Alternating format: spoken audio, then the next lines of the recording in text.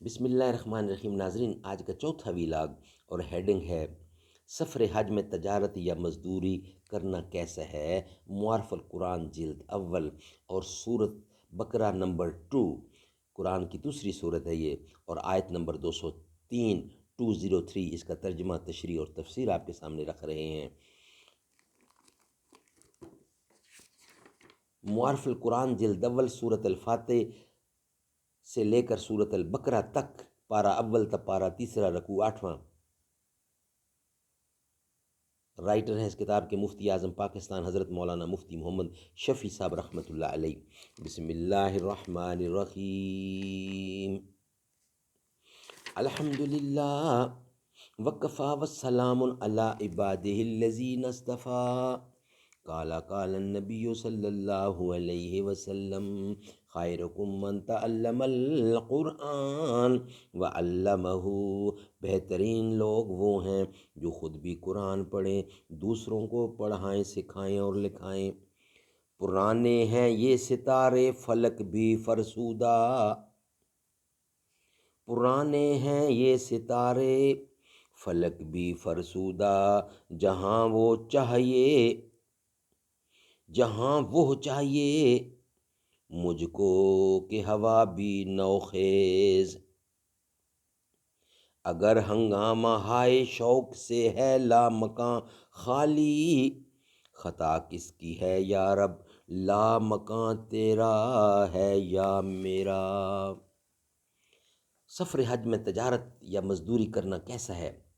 لیس علیکم جناح ان تبتغوا فضلا من ربکم، یعنی تم پر اس میں کوئی گناہ نہیں کہ تم سفر حج میں تجارت یا مزدوری کے ذریعے کچھ روزی کما لو اور اللہ تعالیٰ کا دیا ہوا رزق حاصل کرو۔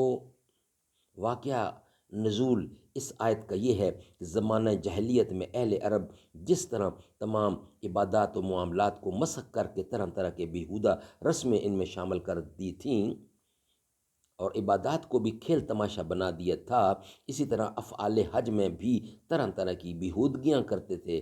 منع کے عظیم الشان اجتماع میں ان کے خاص خاص بازار لگتے تھے، نمائش ہوتی تھی، تجارتوں کے فروغ کے ذرائع لگائے جاتے تھے۔ اسلام آیا اور حج مسلمانوں پر فرض کیا گیا تو ان تمام بیہودہ رسموں کا قلع کما کیا گیا۔ صحابہ کرام رضوان اللہ اجمعین جو اللہ تعالیٰ کی رضا اور حضور اکرم کی تعلیمات پر مٹ جانے والے تھے، اب ان کو یہ خیال ہوا کہ ایام حج میں تجارت کرنا یا مزدوری کر کے کچھ کما لینا یہ بھی جاہلیت کی پیداوار ہے۔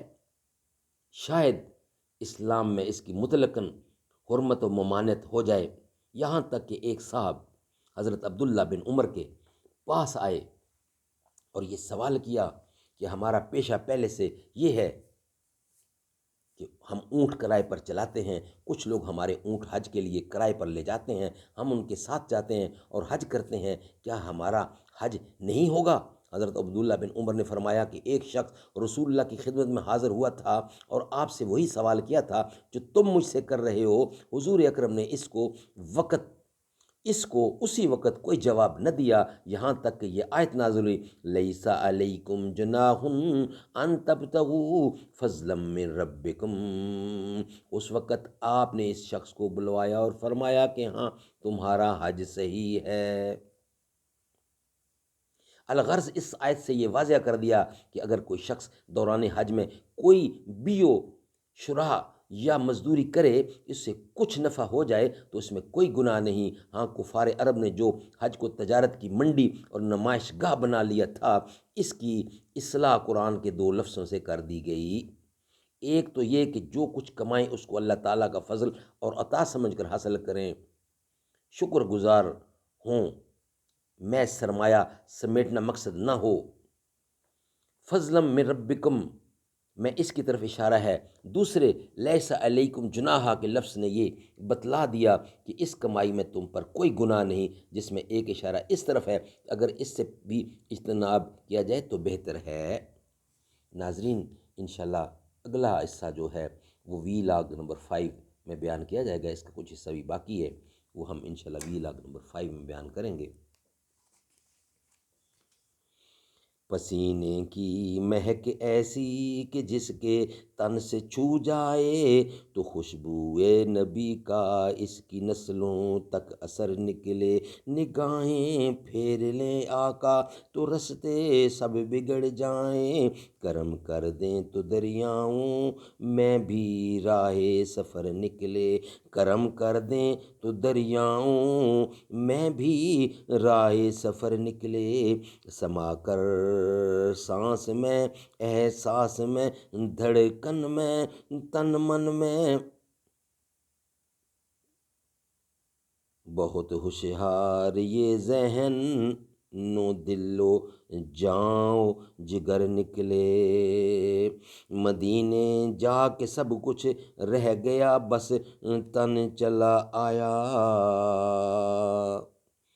بہت ہوشیار یہ ذہنوں دل و جانوں جگر نکلے، سما کر سانس میں احساس میں دھڑکن میں تن من میں، نبی کی نہت قلب و جاں سے بس آٹھوں پہر نکلے۔